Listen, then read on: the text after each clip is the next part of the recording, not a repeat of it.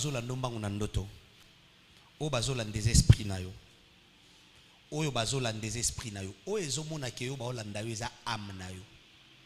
Âme azomona ke yo baolanda yo. To âme ezomona ke yo zolela. Oyo azolela les esprits na yo.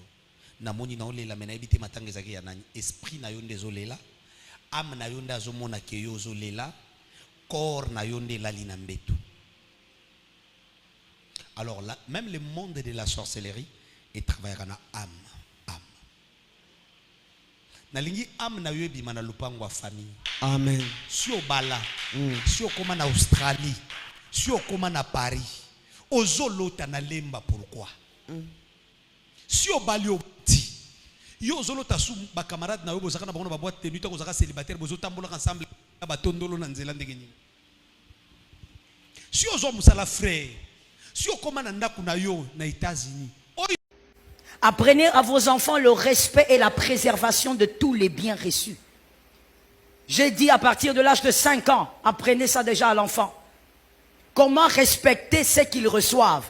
Quand on achète la télé, comment on respecte ça? La télécommande ne peut pas être dépiécée après 2 jours.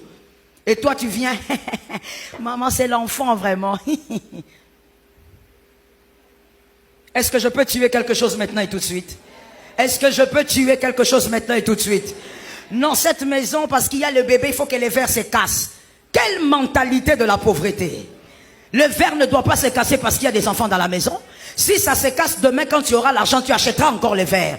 Alors que si tu as le verre, demain, tu n'achèteras pas les verres, tu achèteras peut-être une cuillère. Tu es en train d'évoluer au lieu de régresser. Les enfants n'amènent pas la destruction, ils amènent la stabilité. Donne-moi un amen normal. C'est une mentalité de la pauvreté. Oh, dans cette maison ici, les verres ne se cassent pas. Regarde la personne, dis-lui, le verre ne se cassera pas aussi, mais les enfants viendront. C'est quelle mentalité de la destruction? C'est comme un démon de la destruction. Qui t'a dit que quand les enfants sont là, ils doivent tout détruire? Moi, j'ai un tableau dans ma maison qui a exactement l'âge de ma fille aînée. Ça fait donc 18 ans. Ce tableau est là. Je l'ai acheté quand j'étais enceinte. Et jusqu'à aujourd'hui, ce tableau est là. Et des fois, quand je veux la taquiner, je lui dis, respecte ce tableau. Ce tableau est un peu ton grand frère de quelques mois. Il est toujours là. Pas d'égratignure, pas de rien, rien. Mais attends, j'ai fait des enfants, moi. Quelle mentalité que quand l'enfant arrive, tu arrives dans la maison, tu vois les murs grattés. Des lignes. Comme si c'était zébré. Et quand on te demande, les enfants, j'ai un enfant de 2 ans. Et alors? Ça dénote seulement de ta désorganisation, de ton incapacité. Est-ce que je peux choquer? Est-ce que je peux choquer? De ton incapacité à éduquer l'enfant, c'est tout.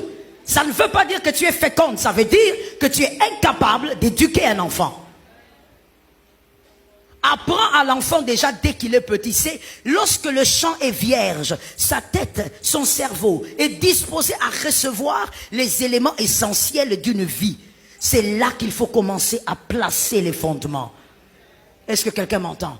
Il ne faut jamais dire non, ce n'est qu'un enfant. Mais c'est justement là qu'on apprend les choses qu'il faut apprendre pour la vie. Apprends donc à l'enfant à respecter ce que vous recevez. Tu lui donnes un jouet, observe l'enfant. Il abîme, tu lui dis comme tu as abîmé, le prochain jouet, c'est l'année prochaine. Il doit apprendre à respecter ce que tu lui donnes. Il n'y a personne qui peut perturber le plan de Dieu. Quand Dieu veut élever quelqu'un, il va l'élever.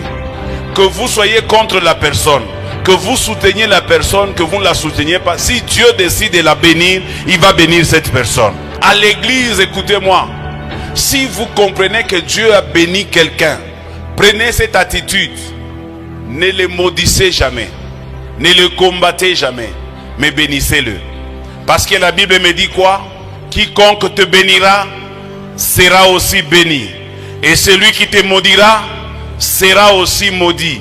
Il y a des malédictions que nous nous attirons pour avoir attaqué aux hommes véritablement et aux femmes véritablement de Dieu. On ne s'attaque pas aux enfants de Dieu impunément. On ne s'attaque pas à l'œuvre de Dieu impunément.